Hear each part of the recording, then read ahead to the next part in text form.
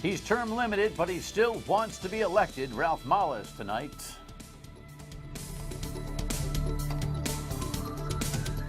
Nice to have you in. Thanks for coming in. We got snow falling as we produce the program here late this afternoon, this evening, and it's that wet stuff at 30 degrees. I told you when you were complaining about 4 degrees and snow not to complain because it's white and puffy.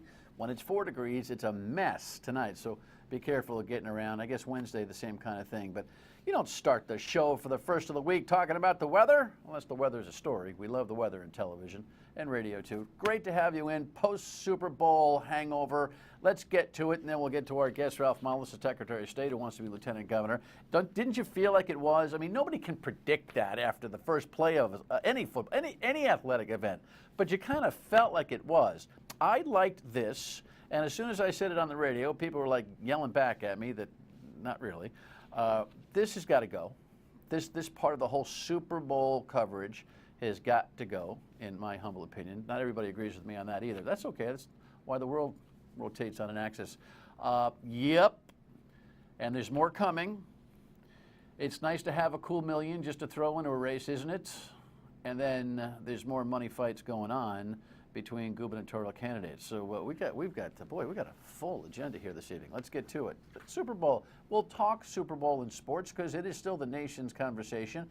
Didn't you kind of feel like it was? Here are the two the versions from each city. Denver's headline: "See Sick." Get it? Seahawks. See Sick.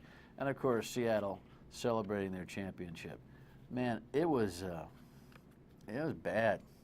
I'm so glad that my wife and I just stayed home, threw on a pair of sweats, relaxed, didn't do the hustle and bustle of the Super Bowl party.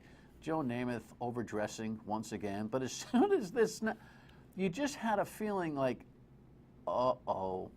Because if Peyton's not in control and the center's not in coordination with the quarterback, and that is the essence of their complicated offense, and like right off the bat, that something wasn't going to be good. And boy, were they energized on that defense. And the offense played pretty well, too. It wasn't even a ball game. I mean, I don't have to tell you that. I'm just commiserating. But didn't you have this queasy feeling like game over right away? You can't say it, but you felt it. Next item. I thought even before that, maybe the best part of the entire evening was the national anthem. Renee Fleming here, she was great. A little excerpt. Through the perilous fight, o'er the ramparts we watched, were so gallantly streaming. Now, when I said that on the radio, I got some response, supportive of my position, but some people were saying it was like a funeral dirge. And that opinion was offered here on the set as well, Director Stephen said. But you know what? That's what makes the world go around. I like a classy national anthem. It adds panache to the event and makes you feel like it's big time. So I'd rather go with the opera singer than some of the nonsense that we've seen over the course of time in the past. Speaking of nonsense, my last Super Bowl thought, there'll be more over the course of the week because there's a whole bunch of stories we haven't gotten to, but my last thought, what was it? What did I actually write? I can't remember. Out of place. Thank you, Steve. Take two. Can we stop this? Can we just stop this? Roll tape. Just stop. Stop this. This is the president with Bill O'Reilly. Now listen, it was 10 minutes. Most of it was smash mouth from O'Reilly on Obamacare and Benghazi, and I get that. But it's 4:30 in the afternoon. Most people are getting their cocktails ready. It's Super Bowl Sunday. I'm just as wanting to see the president answer the tough questions. O'Reilly does a good job, but the whole thing is out of context. Out of context. Leave our president alone on Super Bowl Sunday. And if you want to interview the president in front of 100 million people, it's okay to say, hey, how's the family? What kind of party you having? What do you think about Denver and Seattle? But you know what? When I said that on the radio today, I got killed. The people said, what's the matter with you? He never answered any questions. I know, but it's Super Bowl Sunday, for heaven's sake. All right, I'm just saying. Enough of that. I don't know why they put that in. All right, let's get home. There's 4 in the race now. This guy, Lorne Adrian. There's 16 ways to say his name, but only one correct way. Lorne Adrian. is in the mayor's race. We have a headline from WPRI.com. He announced this morning, so we're kind of ahead of the news cycle here. Here's a very short clip as he talks to his peeps. Today is about returning potential, possibility, and promise to everyone in the city. Yes, that's what we want. We want potential to be realized, and we want progress. We all want that, right? You didn't see Mayor's going, yes. That's something that we absolutely want. I'm cracking up. All this coverage now of 4 candidates. Here are the other 3, all of whom have appeared on the program already. Brett Smiley, who will share the East Side constituency battle, I guess, with Mr. Adrian. That's the conventional wisdom. Jorge Alorza, who is an established municipal court judge and law professor, and Mike Solomon, the city council president. Now you have 4 with Mr. Adrian in the race. And what's cracking me up, like I mentioned to you last week, is that the press doesn't seem to want to recognize what this does. Every time you add another player into the race, it moves toward guaranteeing that Buddy Cianci will have a 3rd term. And you know how the press has been, they worked the Clay Pell story before he was formally announced, or even semi-formally with an exploratory committee. Oh, and this guy Clay Pell might be running. Why, with everybody who I'm sure has multiple source that Buddy Cianci has spoken about his absolute decision to run for mayor, why is everybody shuffling around this like it's some kind of, can't talk about that, can't write about that? You deserve to know. Buddy Cianci's laughing over 4 candidates in the race because he's 25 to 30% lock, and yeah, he'll step into a Democratic primary. It's all mercenary when it comes to local politics anyway. And you want to talk about splitting the atom. This atom is split. These 4 candidates stay in the race, and maybe John Lombardi gets in just for added measure. Buddy Cianci's your next mayor again. Hey, members of the press, my fellow members of the media, my brothers and sisters in television, radio, news, and everything else. Write about it. It's okay. Good Lordy Lou. All right, and speaking of big-time candidates and money and all that kind of thing, yeah, Pell dropped $1 million into the race. Clay Pell did. Even though the press kind of gave him an advantage by pre-selling him before he spent the dime, he threw his $1 million in. And on the issue of, I'm going to make an editorial decision. The staff's going to say, what? I have audio from Clay Pell. Steve, I'm not going to run it because I'm looking at my clock. I'm running out of time. Let me just mention that we'll play it overtime. Clay was on Newsmakers this week and botched just about every question that Tim and Ted actually, gave to him. But as I look at my clock, I got to spend some time with Ralph Mollis here. Just know that this guy's $1 million in, but his answers aren't $1 million yet. I'll get to it. That's an audible. Omaha, Omaha. I'm better than Steve got that. Jess is, I don't know, doing something else. Steve says he's vacationing in Omaha now. Okay, let's go. Final thing when it comes to the governor's race. Here's a press release that Angel Tavares put out today, urging Treasurer Gina Raimondo to call on the big super PAC to return a $100,000 donation to ex-Enron executive and hedge fund billionaire.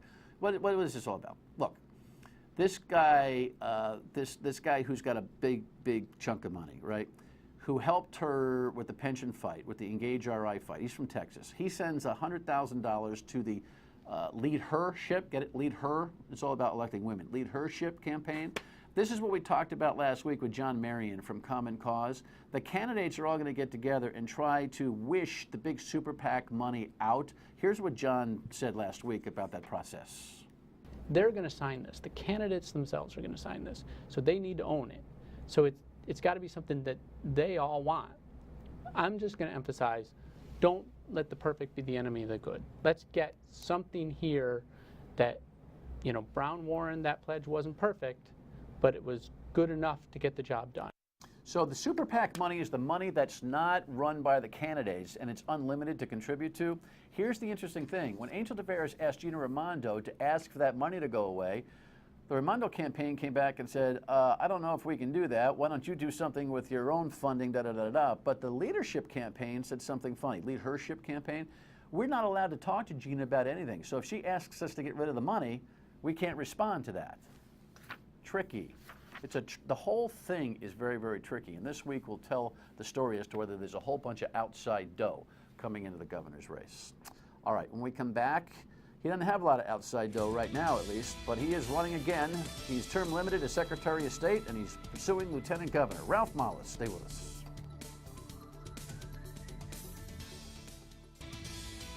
The governor just wants to put this behind us. It became embroiled in a controversy that I'm sure he didn't want, and now we're reestablishing a tradition of decorating and lighting our State House Christmas tree and celebrate the holiday season.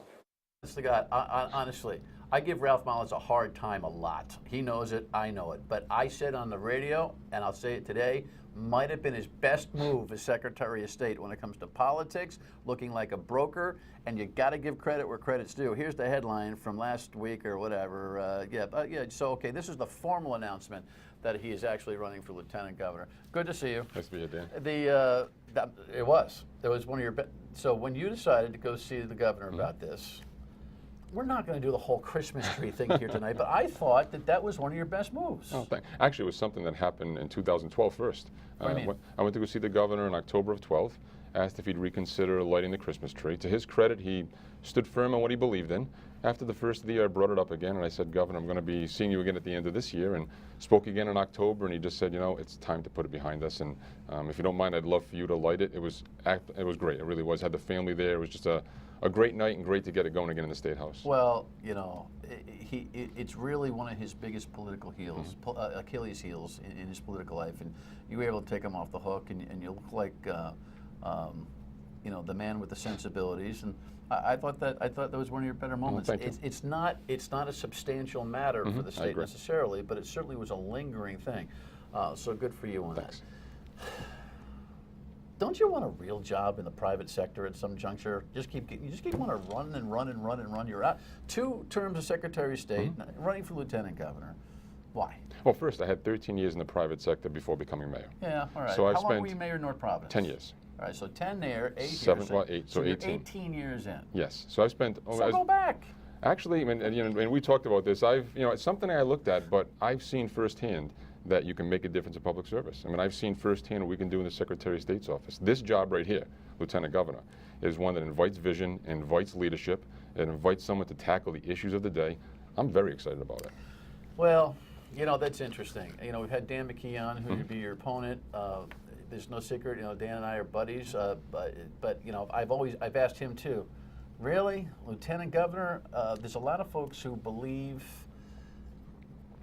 differently than you do that it's really an empty space, a giant sucking sound on $1 million budget, and a place where you can just kind of go and live happily ever after, not doing anything. I'll put that $1 million into good use, and I would disagree. I think a general office without any boundaries. And you have your role on SBAC, the Small Business Advisory Council, and Long-Term Care Council, and EMA, but really it's a job without any boundaries. And I think you can really make a difference in that job. I would say it's just the opposite. It's one there where I think the opportunities are endless, and we're going to attack the skills gap. We're going to be the voice of small business. We're going to be the bridge for people to their government. And then also one thing I want to touch on to those people who think that it really isn't something that should be there. I want to see the governor and lieutenant governor run and serve together. I think that at least somewhat answers that question, because I think then it becomes most effective.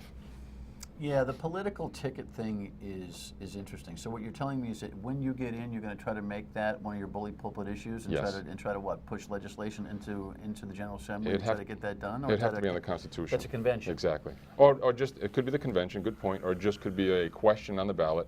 So the people have to agree. About 25 other states do it. Right. So either a convention or a ballot question. Exactly. Well, so you'd have to get legislation to approve a ballot That's exactly question. right. That'll be weird if you're in there as lieutenant governor, actually proposing a ballot question about the very position that you're in. It'd have to be pushed out past your existence most likely, and so it might not even affect change until 2018.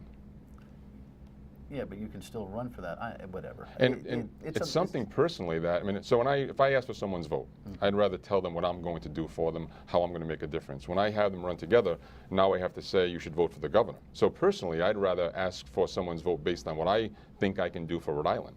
I just think this works better. I think it's what the people want. I think it's what government needs, and I'll be fighting for it. Well, it's good. This thing is entrepreneurial. There's no doubt, whether it's McKee or Mollis.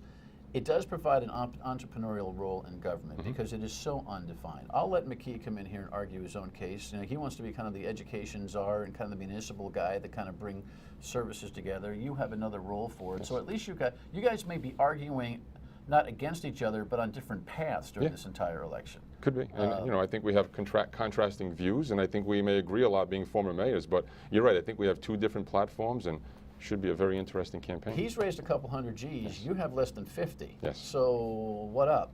That's something that I've always had a habit of doing. When I'm in office, I don't raise money. I have one fundraiser a year, not one to ask for money while I'm in office, and did it in 2010 when I ran for re-election. In December, my balance was $15,000. We ended up spending, I think, $400,000 in the campaign. So I will raise what I need to raise in this year to be competitive and to be successful. Just don't like doing it in off years. In off years. Yes. I get it. When we come back, we'll talk about what he's done in the on years as Secretary of State. One of the bigger decisions that Ralph made was about how we vote. I'm not so sure it's going to stick. Stay with us.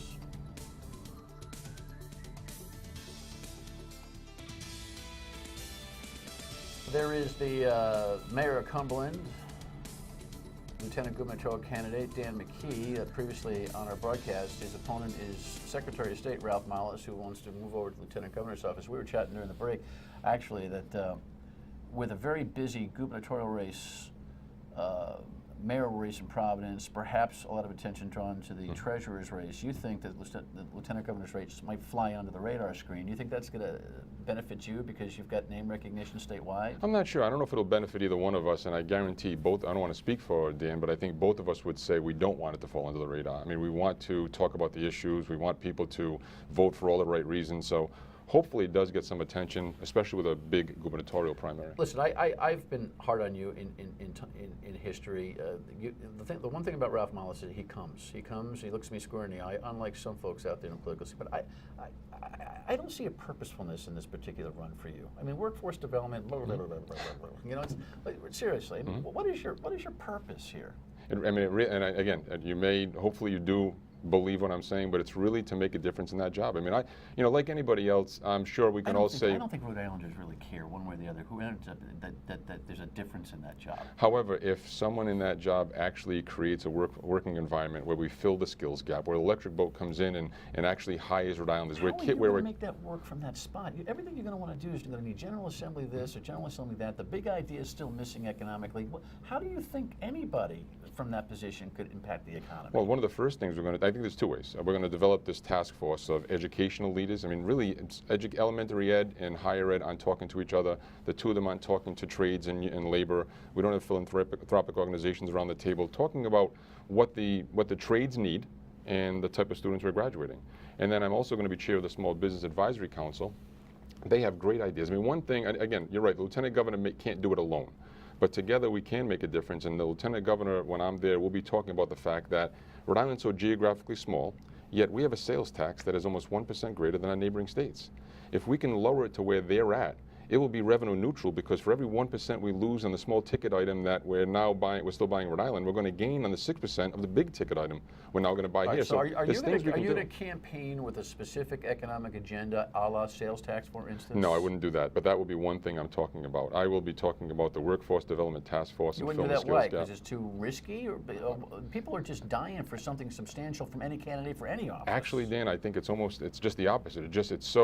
It's so common sense that I think people would say, give me more. I mean, of course our sales tax should be equal to Connecticut and Massachusetts. If it's so common sense, why is it just so flat in discussion in the General Assembly right now? I can't answer that, but hopefully it's something that will happen in 2014. Speaking of the General Assembly, real quick, listen, you were actually turned around on the issue of voter ID in the past. Then you went into the Secretary of State's office and you made it work, to your credit. And now they're going to turn that sucker around again. Are you in there battling? Yeah, we're talking about it. It's the first thing I did come January. I'm convinced we're going to save it. I think that it may need a little bit of work as far as allowing a couple of non-photos like Social Security card and birth certificate allowed, but it's a national model. I've been arguing how it has not disenfranchised any voters. People are talking about Rhode Island voter ID, and I'm going to do all I can to save it. Well, I hope you do, because it was one of your better moves. Well, thank you. What is this boycott thing? I see you on the list of 14 candidates. You're not going to, you can't talk to me. You can talk to me here. You can't talk to me on WPRO because of a John DePietro controversy. You're not going to spend any money on Cumulus Radio. Is that because you have a philosophical principle, or because you just don't want to fight the unions who are supporting this whole concept? Definitely not the latter. I mean, I can tell you that it's out of respect for our daughters, and that's the bottom For our line. daughters is a fake organization. Well, it's an organization They that's put it calling. up just to go after the guy. But it's an organization that's calling all of us, and whether we're fathers or sons or husbands or whatever it is, it's pretty tough to go to them. And by the way, I'm very comfortable saying, you know, we're behind you. Does it frustrate me not to be able to go on your show or Buddy's show or Matt's show? Yes, it does. And hopefully this will be resolved. And So what happens when McKee doesn't honor that boycott, spends a lot of money on the radio, and all of a sudden, and because it's an important political tool for you, you can't because you made a commitment elsewhere? What's going to happen? Well, you have to live by your commitments. I hope it's gone by then. I mean, I really do. Hope it's gone, meaning you hope they fire the guy. Well, I just hope the issue is gone because I want to be on Buddy's show and your show and spend The the issue's money. going to go away only when they fire the guy. That's the commitment that you've made. I made a Do you commitment really for think our that daughters. as a politician that you ought to be trying to impact the business decisions and the First Amendment decisions, even though it's not really a First Amendment battle here, you know, of a private company on the broadcast airwaves? Isn't that a little cocky about all of you guys? I think it's just more of a case of us honoring this organization that was very concerned over a word that was used on talk radio. All right. Come back with us soon, okay? Definitely. Thank you, Dan. He's running for Lieutenant Governor. Ralph Mollett, your Secretary of State. Your state of mind when we come back.